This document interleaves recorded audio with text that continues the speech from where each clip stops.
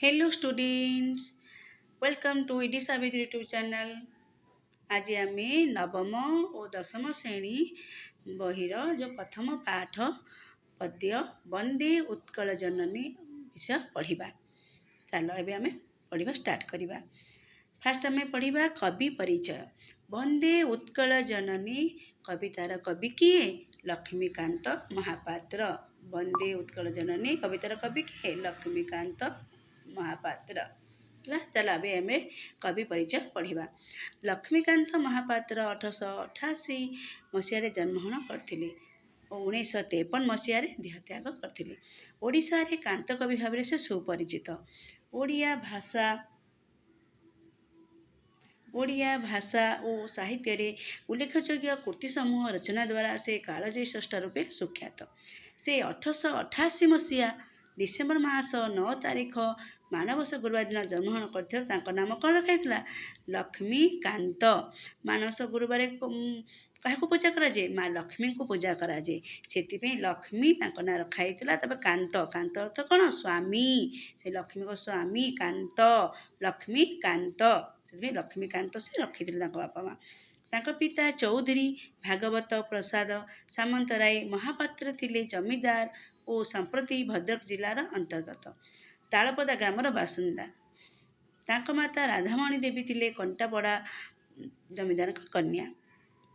लक्ष्मीकांत पिलाटी दिनरू कला संगीत प्रति आग्रही थिले।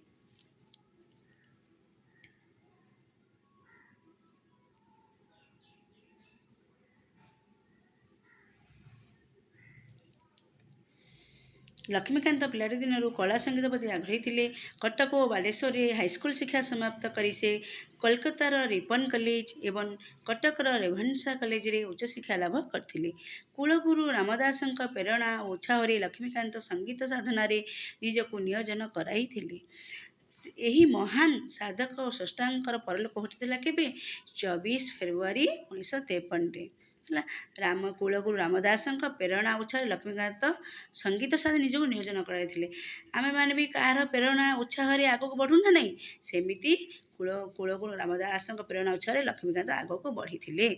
लक्ष्मीकांत महापात्र एकाधारे थिले जने प्रवीण कवि और परिपक्व कथाकार। देशात्मकबोध आध्यात्मिकता भावपूर्ण अनेक उच्चांग कविता से सृष्टि करिसेंती। महात्मा गांधी प्रेरणा लक्ष्मीकांत और तांको परिवार स्वाधीनता संग्राम रे जोग देथिले। लक्ष्मीकांत जातीय आंदोलन को प्रभावित कला भली क्षुद्र गीतिका रचना करथिले। एही सबु कविंकर एही सबु रचना गुड़िक कांत साहित्यमाला खंड 1-2 रे स्थानित पाइथिला। कांत साहित्यमाला खंड 1-2 रे स्थानित पाइथिला। लक्ष्मीकांत कणा मामू उपन्यास और बुढ़ा शंखारी गल्प आज भी ओडिया पाठकों को आनंद जोगाई आसुची। लक्ष्मीकांत द्वारा रचित जीवन संगीत असहयोगी आत्मकथा चेनाचूर प्रेम देहीपद पल्लव मुदारम गल्प संकलन कौन? देहीपद पल्लव मुदारम लालिका चटक चंद्रहास चंपू सरीमा आद्यम प्रबंध संकलन रचना गुड़िक ओडिया साहित्य रे अमूल्य संपद भाव प्रतिष्ठा पाई। 1937 मसीह लक्ष्मीकांत डगर पत्रिकार प्रतिष्ठा संपादन करथिले। केबे? 1937 मसीहा लक्ष्मीकांत डगर पत्रिकार प्रतिष्ठा संपादन करथिले। एटी गोटे क्वेश्चन आसीबो, केउ मसीह लक्ष्मीकांत महापात्र कौन प्रतिष्ठा संपादन करथिले? एमती क्वेश्चन आसीबो। ताकर मातांका नाम कौन? से को गाँव रे थिले? एमती क्वेश्चन। केबे जन्म होइतिले? केबे देहत्याग करथिले? एमती क्वेश्चन मल्टीपल चॉइस आसी पारे। तुम माने ए कवि परिचय को पढ़ी प्रैक्टिस करनबो हैला। देख प्राक स्वाधीनता काल कांत कवि देशात्मकबोध संगीत लोकमानक मन में विपुल बन्ही प्रज्वलित करी स्वाधीनता आंदोलन को आहरी चलचंचल करिथिला। वंदे उत्कल जननी कवितार ओडिया अस्मिता प्रकाश पाउथिबारु ओडिया सरकार जून 7 तारिख 2020 मसीह या राज्य संगीत मान्यता प्रदान करथिले। केबे करथिले? जून 7 तारिख 2020 मसीह या राज्य संगीत मान्यता प्रदान करछंती। किंतु এই ବନ୍ଦେ ଉତ୍କଳ ଜନନୀ ଯେଉଁ ଲକ୍ଷ୍ମୀକାନ୍ତ ମହାପାତ୍ର ଏହାକୁ 1912ରେ ଉତ୍କଳ ସମ୍ମିଳନୀ ଅଧିବେଶନରେ ଗାନ କରାଯାଇଥିଲା। 1912 ମସିହାରେ ଉତ୍କଳ ସମ୍ମିଳନୀର ଅଧିବେଶନରେ ଗାନ କରାଯାଇଥିଲା। ବୁଝିଲ ପିଲାମାନେ, ଏଇଟା 1912 ମସିହାରେ ଲକ୍ଷ୍ମୀକାନ୍ତ ମହାପାତ୍ର ଲେଖିଲେ। କେବେ ପାଇଥିଲା ରାଜ୍ୟ ସଙ୍ଗୀତ ମାନ୍ୟତା? 2020 ମସିହାରେ ପାଇଥିଲା। 2020 ମସିହା ଜୁନ୍ 7 ତାରିଖରେ ରାଜ୍ୟ ସଙ୍ଗୀତ ମାନ୍ୟତା ପାଇଥିଲା, କିନ୍ତୁ ସେ 1912 ମସିହାରୁ ଲେଖିଥିଲେ। ବୁଝିଲ ପିଲାମାନେ, ଏଇ କବି ପରିଚୟ ଭଲସେ ପଢ଼ି ପ୍ରାକ୍ଟିସ୍ କରିନେବ। ଏଇଥିରୁ ବି 2-3ଟା କ୍ୱେଶ୍ଚିନ୍ ଆସେ। ଚାଲ ଆମେ କବିତା ଆରମ୍ଭ କରିବା।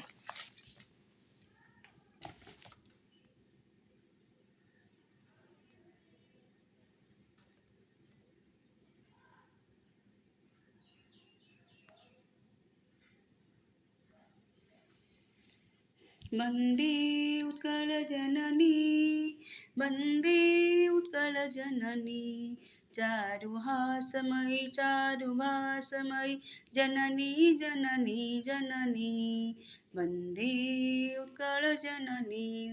वन्दे उत्कल जननी, ଏଠାରେ ପିଲାମାନେ ଉତ୍କଳ ଜନନୀର ପାଦ ବନ୍ଦନା କରୁଛନ୍ତି। ଉତ୍କଳ ଜନନୀଙ୍କ ପାଦ ବନ୍ଦନା କରୁଛନ୍ତି। ଓଡ଼ିଶାକୁ ଜନନୀ ଭାବରେ ଗ୍ରହଣ କରାଯାଇ ଅମୃତମୟୀ ମା ରୂପରେ ବର୍ଣ୍ଣନା କରାଯାଇଅଛି। ବୁଝିଲ, ଓଡ଼ିଶାକୁ ଜନନୀ ଭାବରେ ଗ୍ରହଣ କରାଯାଇ ଅମୃତମୟୀ ମା ରୂପରେ ବର୍ଣ୍ଣନା କରାଯାଇଛି। ତାର ଏହି ଅପରୂପ ଯେଉଁ ପ୍ରାକୃତିକ ସୌନ୍ଦର୍ଯ୍ୟରେ ଆମ ଓଡ଼ିଶା ମାର ହସ ଯେମିତି ସୁନ୍ଦର, ତାର ଭାଷା ମଧ୍ୟ ସେମିତି ସୁନ୍ଦର। ବୁଝିଲ, ଏଠି ଚାରୁ ଅର୍ଥ କ'ଣ? ଚାରୁ ଅର୍ଥ ହେଉଛି ସୁନ୍ଦର। ତାର ହସ ଯେମିତି ସୁନ୍ଦର, ତାର ଭାଷା ମଧ୍ୟ ସେମିତି ସୁନ୍ଦର। ଜନନୀ ଜନନୀ ଜନନୀ, ସେଥିପାଇଁ ଏଠି କହିଛନ୍ତି ଏହି ଯେଉଁ ଅପରୂପ ପ୍ରାକୃତିକ ସୌନ୍ଦର୍ଯ୍ୟରେ ଆମ ଓଡ଼ିଶା ମାର ଯେଉଁ ହସ ଯେମିତି ସୁନ୍ଦର, ଭାଷା ମଧ୍ୟ ସେମିତି ସୁନ୍ଦର। କବି ଉତ୍କଳ ଜନନୀଙ୍କ ପ୍ରତି ନିଜର ଯେଉଁ ଭକ୍ତିଭାବ ପ୍ରକାଶ କରିଛନ୍ତି ଓ ବାରମ୍ବାର ତାକୁ ବନ୍ଦନା ଗାନ କରୁଛନ୍ତି। ଜନନୀ ଜନନୀ ଜନନୀ। ନେକ୍ସଟ ପାରାଗ୍ରାଫ ପଢ଼ିବା।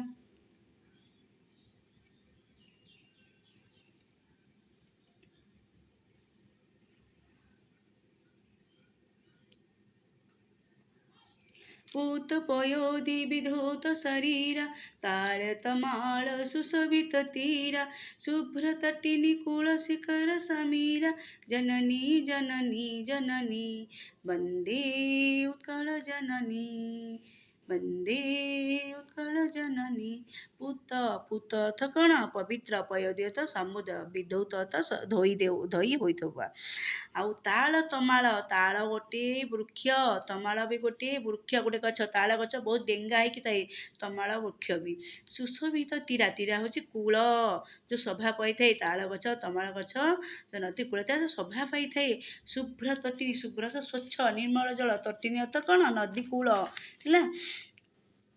ଶିଖର ଅର୍ଥ କ'ଣ? ଶିଖର ଅର୍ଥ ଜଳକଣା, ଆଉ ସମୀର ଅର୍ଥ ପବନ ହେଲା। ବୁଝିଲ ପିଲାମାନେ, ଦେଖ ସମୁଦ୍ରର ଯେଉଁ ପବିତ୍ର ଜଳଧାରା ଉତ୍କଳ ଜନନୀଙ୍କ ଶରୀରକୁ ଧୋଇ ଦେଇଥାଏ। ଯେଉଁ ତାଳ ତମାଳ ବୃକ୍ଷ ଗଛ ଯେଉଁ ପରି ସୁନ୍ଦର ବୃକ୍ଷରାଜିରେ ସମୁଦ୍ର ତଟଦେଶ ଶୋଭା ପାଇଥାଏ ବା ସୁନ୍ଦର ଦେଖାଯାଇଥାଏ। ସ୍ୱଚ୍ଛ ଜଳ ଧାରଣ କରିଥିବା ନଦୀ କୂଳରେ ଶୀତଳ ପବନ ପ୍ରବାହିତ ହୋଇଥାଏ। ଦେଖ, ଆମେମାନେ ଥଣ୍ଡା ପବନ ପାଇବା ପାଇଁ କେଉଁଠିକୁ ଯାଉ? ନଦୀ କୂଳକୁ ଯାଉ, ସମୁଦ୍ର କୂଳକୁ ଯାଉ ନା ନାହିଁ? ସେଠି ଯେଉଁ କେତେ ଗୁଡ଼ିଏ ଗଛ ଥାଏ, ସେଥିରୁ ଶୀତଳ ପବନ ବହିଥାଏ ନା ନାହିଁ? ଏଇଟା କବି ଏଠି କହିଛନ୍ତି। ଦେଖ, ଘନ ଘନ ବନଭୂମି ରାଜିତ ଅଙ୍ଗେ, ନୀଳ ଭୂଧର ମାଳା ସାଜିତ ରଙ୍ଗେ, କଳ କଳ ମୁଖରିତ ଚାରୁ ବିଅଙ୍ଗେ, ଜନନୀ ଜନନୀ ଜନନୀ। ଘନ ଘନ ହେଉଛି ଘଞ୍ଚ, ବନ ହେଉଛି ଅରଣ୍ୟ ଜଙ୍ଗଲ ହେଲା। ରାଜିତ ମାନେ କ'ଣ? ଶୋଭା ପାଉଥାଏ। ଭୂଧର ମାନେ ପାହାଡ଼ ବା ପର୍ବତମାଳା। ନୀଳ, ନୀଳ କଲର ପାହାଡ଼ ଥାଏ ହେଲା। ତରଙ୍ଗ, ତରଙ୍ଗ ମାନେ ଢେଉ, ଢେଉ କେମିତି ଥାଏ? ଢେଉ ଏମିତି ଥାଏ। ଢେଉ କେମିତି ଥାଏ? ଏମିତି ଏମିତି ଏମିତି ଏମିତି ଢେଉ ଆସେ। ସେମିତି ଆମର ଯେଉଁ ପର୍ବତମାଳା ବି ଏମିତି ଏମିତି ଏମିତି ଥାଏ ହେଲା। ତାକୁ ତାହା ସହ ତୁଳନା କରିଛନ୍ତି। ବୁଝିଲ ପିଲାମାନେ, ଏଠି କବି କହିଛନ୍ତି ଯେଉଁ ଉତ୍କଳ ଜନନୀଙ୍କ ଦେହ ଯେଉଁ ଘଞ୍ଚ ଅରଣ୍ୟରେ ପରିପୂର୍ଣ୍ଣ, ନୀଳ ପର୍ବତମାଳା ଯେଉଁ ପାହାଡ଼ମାଳା ତରଙ୍ଗ ସଦୃଶ ତାଙ୍କ ଦେହକୁ ସଜାଇଥାଏ। ଓ ସୁନ୍ଦର ସୁନ୍ଦର ପକ୍ଷୀମାନଙ୍କ ମଧୁର କଳବରରେ ତାଙ୍କର ଆକାଶ ମୁଖରିତ ହୋଇଥାଏ। ଏଇଠି କହିଛି କଳ କଳ ମୁଖରିତ ଚାରୁ ବିହଙ୍ଗେ, ବିହଙ୍ଗେ ଅର୍ଥ ଚଢ଼େଇ ପକ୍ଷୀ, ବିହଙ୍ଗ ପ୍ରତିଶବ୍ଦ ହେଲା, ବିହଙ୍ଗର ପ୍ରତିଶବ୍ଦ ଲେଖ ବୋଲି ଏଠି କ୍ୱେଶ୍ଚିନ୍ ଆସିବ। ବିହଙ୍ଗର ପକ୍ଷୀ ଚଢ଼େଇ ହେଲା, କଳ କଳ ମୁଖରିତ, ମୁଖରିତ ଧ୍ୱନି ଧ୍ୱନି ହେଲା, ଯେଉଁ ପକ୍ଷୀମାନଙ୍କ ଯେଉଁ ସନ୍ଧ୍ୟା ସମୟରେ ପକ୍ଷୀମାନେ ତାଙ୍କ ବସାକୁ ଯାଉଥାନ୍ତି, ସବୁ ଦଳ ଦଳ ହୋଇ ଯାଉଥାନ୍ତି ନା ନାହିଁ, ସେଇ ଯେଉଁ କଳ କଳ ମୁଖରିତ ଯେଉଁ କଳ କଳ ଧ୍ୱନି କରି ଯାଆନ୍ତି, ସେଇଟା କେତେ ସୁନ୍ଦର ଦିଶେ, କେତେ ଆନନ୍ଦ ଲାଗେ ହେଲା, ସେଇଟା କବି ଏଠି କହିଛନ୍ତି। କଳ କଳ ମୁଖରିତ ଚାରୁ ବିହଙ୍ଗେ ଜନନୀ ଜନନୀ ଜନନୀ, ସୁନ୍ଦର ପକ୍ଷୀମାନଙ୍କ ଯେଉଁ ମଧୁର କଳବର ଯେଉଁ ଶବ୍ଦରେ ତାଙ୍କ ଆକାଶ କ'ଣ ମୁଖରିତ ହେଉଥାଏ ହେଲା। ସୁନ୍ଦର ଶାଳୀ ସୁଶୋଭିତ କ୍ଷେତ୍ର, ଜ୍ଞାନ ବିଜ୍ଞାନ ପ୍ରଦର୍ଶିତ ନେତ୍ର, ଯୋଗୀ ଋଷି ଗଣ ଉଠଜ ପବିତ୍ର, ଜନନୀ ଜନନୀ ଜନନୀ ବନ୍ଦେ ଉତ୍କଳ ଜନନୀ। ସୁନ୍ଦର ଶାଢ଼ୀ, ଶାଢ଼ୀ ହେଉଛି ଏକ ପ୍ରକାର ଧାନ, ଆଉ ଗୋଟେ ଶାଢ଼ୀ ହେଉଛି ସ୍ତ୍ରୀର ଭଉଣୀକୁ ଶାଢ଼ୀ କହନ୍ତି। କ୍ଷେତ୍ର, କ୍ଷେତ୍ର ମାନେ କ୍ଷେତ ହେଲା, ଯେଉଁ ସୁନ୍ଦର କ୍ଷେତ ଗୁଡ଼ିକ କ'ଣ ହୋଇଥାଏ, ଶୋଭା ପାଉଥାଏ, ଶସ୍ୟ ଶ୍ୟାମଳା ପରିପୂର୍ଣ୍ଣ ହୋଇଥାଏ, ସବୁଆଡ଼େ ଚାରିଆଡ଼େ ସବୁଜ ହୋଇଥାଏ, ସେଇ ସୁନ୍ଦର ସୁନ୍ଦର ଦେଖାଯାଉଥାଏ ବା ଶୋଭା ପାଉଥାଏ। ଆଉ ଗୋଟିଏ କଥା ଜାଣ, ଯେତେବେଳେ କ୍ଷେତରେ ଶାଗୁଆ ଶାଗୁଆ ଧାନ ହେଇଥିବ ସେଇଟା ଗୋଟେ ପ୍ରକାର ସୁନ୍ଦର ଦେଖାଯାଏ, ଯେତେବେଳେ ପାଚିଯାଏ ସେଇଟା ସ୍ୱର୍ଣ୍ଣ କଲର୍ ଦେଖାଯାଏ, ସୁନା କଲର୍ ଦେଖାଯାଏ, ସେଇଟା ଆଉ ଗୋଟିଏ ସୁନ୍ଦର ଦେଖାଯାଏ ହେଲା ପିଲାମାନେ। ଜ୍ଞାନ ବିଜ୍ଞାନ ପ୍ରଦର୍ଶିତ ନେତ୍ରା, ଯୋଗୀ ଋଷିଗଣ ଉଟଜ ପବିତ୍ରା, ଏଠି କହିଛନ୍ତି ଯେଉଁ ତାଙ୍କର ଯେଉଁ ଚକ୍ଷୁ ଯେଉଁ ଜ୍ଞାନ ବିଜ୍ଞାନରେ ପ୍ରଦର୍ଶନରେ ଉଦ୍ଭାସିତ ହୋଇଛି, ତାଙ୍କ ଚକ୍ଷୁ ଜ୍ଞାନ ବିଜ୍ଞାନର ପ୍ରଦର୍ଶନ ମାନେ କ'ଣ ଦେଖାଇ ଦେଇଛନ୍ତି, କିଏ କେତେ ଗୁଡ଼ିଏ ଯେଉଁ ଜ୍ଞାନୀ ବୈଜ୍ଞାନିକ ମାନେ। ଏ ଭିତରୁ ଗୋଟେ ପଠାଣି ସାମନ୍ତ ନାଁ ତୁମେ ଜାଣିଥିବ ହେଲା, ପଠାଣି ସାମନ୍ତ ଯିଏ ସେ କ'ଣ ବାଉଁଶ ନଳାରେ ତାରାମାନଙ୍କୁ ଗଣୁଥିଲେ ହେଲା, ସେ ହେଉଛି ସେ ତାଙ୍କର ଯେଉଁ ଚକ୍ଷୁ ଜ୍ଞାନ ବିଜ୍ଞାନର ପ୍ରଦର୍ଶନରେ ସେ କ'ଣ କରିଛନ୍ତି, ଦେଖାଇ ଯାଇଛନ୍ତି, ଉଦ୍ଭାସିତ କରିଯାଇଛନ୍ତି। ଆଉ କ'ଣ କହିଛନ୍ତି, ବହୁ ଯୋଗୀ ଋଷିଙ୍କ ବାସସ୍ଥାନ ପତ୍ର କୋଡ଼ିଆ ଥିବାରୁ ଏଇ ଆମ ଉତ୍କଳ ମାଟି ଉତ୍କଳ କ'ଣ ହେଇଛି, ଏକ ପବିତ୍ର ସ୍ଥାନ ହୋଇଛି। ଆମ ଓଡ଼ିଶା ଗୋଟେ ପବିତ୍ର ସ୍ଥାନ ପରିପୂର୍ଣ୍ଣ ହୋଇଛି, ପବିତ୍ର ସ୍ଥାନ ପାଇଅଛି, ବୁଝିଲ ପିଲାମାନେ। ତାପରେ ଦେଖ ନେକ୍ସଟ, ଉତ୍କଳ ସୁରବର ଦର୍ପିତ ଗେହା, ସୁନ୍ଦର ମନ୍ଦିର ମଣ୍ଡିତ ଦେଶ, ଚାରୁ କଳାବଳି ଶୋଭିତ ବେଶ, ପୁଣ୍ୟ ତୀର୍ଥ ଚୟ ପୂର୍ଣ୍ଣ ପ୍ରଦେଶ, ଜନନୀ ଜନନୀ ଜନନୀ ବନ୍ଦେ ଉତ୍କଳ ଜନନୀ। ସୁନ୍ଦର ମନ୍ଦିର ମଣ୍ଡିତ ଦେଶ, ସୁନ୍ଦର କ'ଣ କହିଛନ୍ତି ଏଠି ଦେଖ, ମଣ୍ଡିତ ମାନେ ସଜ୍ଜିତ ହୋଇଥିବା, ପୁଣ୍ୟ ମାନେ ପବିତ୍ର ହେଲା, ଆଉ ତୀର୍ଥ ମାନେ ପୁଣ୍ୟକ୍ଷେତ୍ର, ବୁଝିଲ ପିଲାମାନେ। ଦେଖ ଏଠି କହିଛନ୍ତି କବି, ସୁନ୍ଦର ମନ୍ଦିର ମଣ୍ଡିତ ଦେଶା, ଚାରୁ କଳାବଳି ଶୋଭିତ ବେଶା, ଏଠି କହିଛନ୍ତି କବି କ'ଣ କହିଛନ୍ତି,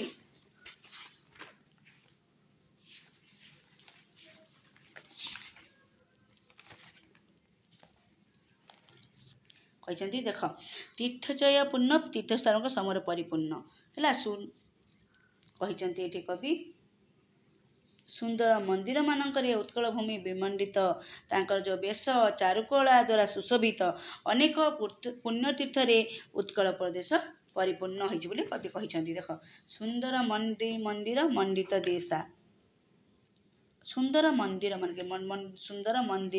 ସୁନ୍ଦର ମନ୍ଦିର ଗୁଡ଼ିକ କ'ଣ ହେଇଛି, କଳାକୀର୍ତ୍ତିରେ କ'ଣ ହେଇଛି ମାନେ ସଜା ଯାଇଯାଇଛି ହେଲା, ଆଉ ପୁଣ୍ୟତୀର୍ଥ ପୂର୍ଣ୍ଣ ପ୍ରଦେଶା, ଦେଖ ସୁନ୍ଦର ମନ୍ଦିରମାନଙ୍କର ଯେଉଁ ଉତ୍କଳ ବିମଣ୍ଡିତା ଓ ସୁନ୍ଦର ମନ୍ଦିରମାନଙ୍କରେ ଆମ ଉତ୍କଳ କ'ଣ ସଜ୍ଜିତ ହୋଇଅଛି। ଆମ ଓଡ଼ିଶାରେ କେତେ ମନ୍ଦିର ଅଛି ଜାଣିଛ, ପୁରୀ ମନ୍ଦିର, ଜଗନ୍ନାଥ ମନ୍ଦିର, ଲିଙ୍ଗରାଜ ଟେମ୍ପୁଲ, ଆଉ କ'ଣ ଅଛି ଧଉଳିଗିରି, ଖଣ୍ଡଗିରି, କେତେ ଗୁଡ଼ିଏ ମନ୍ଦିର ଅଛି, ସେଇଟା କ'ଣ ଚାରୁ କଳାକୃତିରେ ପୁରା ପରିପୂର୍ଣ୍ଣ ହୋଇଛି ହେଲା। ତମେ ଦେଖ, ସୁନ୍ଦର କଳାକୃତିରେ ତାଙ୍କର ବେଶ ଶୋଭା ପାଇଥାଏ, କଳାକୃତି ମାନେ ସବୁ କରିଦେଇଥାନ୍ତି ମନ୍ଦିରମାନଙ୍କରେ ହେଲା, ସେଇଟା ବେଶ ଶୋଭା ପାଇଥାଏ, ଓ ପବିତ୍ର ତୀର୍ଥସ୍ଥାନ ମାନଙ୍କରେ ଉତ୍କଳ ଭୂମି ବି ପରିପୂର୍ଣ୍ଣ। ଆମ ଯେଉଁ ଓଡ଼ିଶା ଯେଉଁ ଉତ୍କଳ ମାଟି କ'ଣ ପବିତ୍ର ତୀର୍ଥସ୍ଥାନ ଥିବାରୁ ସେ ଉତ୍କଳ ଭୂମି ଆଜି ପରିପୂର୍ଣ୍ଣ। କେତେ ଗୁଡ଼ିଏ ଅଛି ତମେ ଜାଣିଥିବ, କେତେ ଗୁଡ଼ିଏ ପୁଣ୍ୟ ତୀର୍ଥସ୍ଥାନ ଅଛି ଦେଖ, ଢେଙ୍କାନାଳ କପିଳାସ, ଚାରିଶମ୍ଭୁ, आउ कौन अच्छी आम लिंगराज टेम्पल जगन्नाथ टेम्पल आउ कौन अच्छी धौलगिरी खंडगिरी नंदनकानन केते गुड़ी अच्छी आम ये उत्कल माटी थिबारो एटा आज कौन तीर्थस्थान मानकरे उत्कल भूमि परिपूर्ण आउ जो 4टा धाम भितर जगन्नाथ धाम गोटे ना जानिछ समय विदेश आसती बुलाबुली कर जाती है 4टा धाम भितर जगन्नाथ धाम गोटे आम सेटा हूँ अन्यतम देख उत्कल सुरवर दर्पित गेहा हरिकुल शोणित चर्चित देहा विश्वभूमंडल कृतवर सेहा जननी जननी जननी वंदे उत्कल जननी वंदे उत्कल जननी सुरवर श्रेष्ठ वीर गेह माने गृह बा घर हरिकुल शत्रुवंश चर्चित देहा देहरे बळी होइथिबा चर्चित देहरे बळी होइथिबा दर्पित माने गर्वित करबा गर्व करबा है शोणित माने रक्त चर्चित माने लेपी होइबा बळी होइजिबा विश्वभूमंडल पृथ्वी सारा कृतवर कौन अच्छी पंडित विद्वान कविकुल कवि समाज सॉरी कृतवर सुपंडित विद्वान मु जो मझे मझे कठिन शब्द अर्थ कहूँ से शब्द अर्थ को समस्ते खातार लिखि नब है ये शब्द अर्थ भी पढ़े प्रश्न आसे से समस्ते मन करके लिखि नब यहाँ तुम बहिर पछपटे भी देती बुझल पे देख ये यहाँ प्रैक्टिस कर यार अर्थ भी पड़ जाए अरिकुल अर्थ कौन सुरवर अर्थ कौन एमती क्वेश्चन भी आसे से यहाँ भी प्रैक्टिस कर ये कहते कवि बहु वीर और योद्धा मानकर बासभूमि हूँ आमर उत्कल जो बहुत वीर और योद्धा मान बासभूमि हूँ कौन उत्कल उत्कल आम ओडिशा केते गुड़े वीर योद्धा मान सब जो अच्छा आम उत्कल माटी अच्छी बासभूमि हूँ कौन हूँ उत्कल वीर माने किए जान तो बाजी राउत धर्मपद सुभाष चंद्र बोस गोपबंधु दास वीर सुंदर साय केते गुड़े अच्छा जो आम आम उत्कल माटी त्याग कर शत्रु मान रक्त उत्कल जननी देह अनुरंजित होता है बड़ी होता है लेपी होता है रक्त रक्त उत्कल जननी देह कौन होता है बड़ी होता है लेपी होता है समग्र विश्व ओडिशार गुणी ज्ञानी विद्वान में स्नेहभाजन है समग्र जो विश्व ओडिशार जो गुणी ज्ञानी और विद्वान में से होती कौन आज उत्कल माटी में स्नेहभाजन अटंती बुझल पे बहु वीर और योद्धा मान जो अच्छा बासभूमि कौटी आम उत्कल माटी आम उत्कल आम ओडिशा है जो शत्रु मान रक्त उत्कल जननी देह कौन हो लेपित हो है अनुरंजित हो कौन कहते कवि समग्र विश्व ओडिशार जो गुणी ज्ञानी जो जी विद्वान अच्छे श्रेहभाजन अटंती है कविकुल मौली सुनंदन वंद्या भुवन विघोषित कीर्ति अनिंद्या धन्य पुण्य चिर शरण्य जननी जननी जननी वंदे उत्कल जननी कविकुल माने कौन कविकुल अर्थात कविवंश मौली अर्थात मुकुट सुनंदन अर्थात यज्ञ संतान वंद्या वंदनिया व पूजनिया भुवन विघोषित पृथ्वीर आलोच्य अनिंद्या प्रशंसनिया अनिंद्या तो प्रशंसनिया है यहाँ सदाबले क्वेश्चन आसे तुम सब भूल कर लेख कीर्ति अनिंद्या क्या कहुए उत्कल जननी को कहुई चिरशरण्य सबुदिन शरण प्रदान करुवा है बुझल पे चिरशरण्य मान सबुदिन शरण प्रदान करुवा तापर देख ये कवि कहते महान कवि और सुपुत्र मान द्वारा उत्कल जननी आज वंदनीय आज पूजनीय जिते महान कवि अच्छा और सुपुत्र मान द्वारा आज उत्कल जननी वंदनीय तांकर जो प्रशंसा कीर्ति जश ख्याति जी कर सारा विश्व आज प्रचारित है जी से मैंने कौन कर जो महान कवि पुरुष वीर योद्धा मैंने आज जी कीर्ति ख्याति जश कर सारा विश्व से प्रचारित मैंने पन्ना प्रशंसा कीर्ति सारा विश्व आज प्रचारित आम मैंने पढ़ुचे ना नहीं वीर सुरेंद्र साय विषय पढ़ुचे गोपबंधु दास विषय पढ़ुचे धर्मपद विषय पढ़ुचे बाजीराउत विषय पढ़ुचे नहीं से ओडिशा कीर्ति ख्याति कर त्याग कर विषय आज आम पढ़ुचे साहित्य पढ़ुचे इतिहास पढ़ुचे सब पढ़ुचे ना नहीं सेमती ସେଥିପାଇଁ ସେ ଧନ୍ୟା ପୁଣ୍ୟବତୀ ଓ ସର୍ବଦା ଶରଣଦାତ୍ରୀ ଭାବେ ଚିରନମସ୍ୟ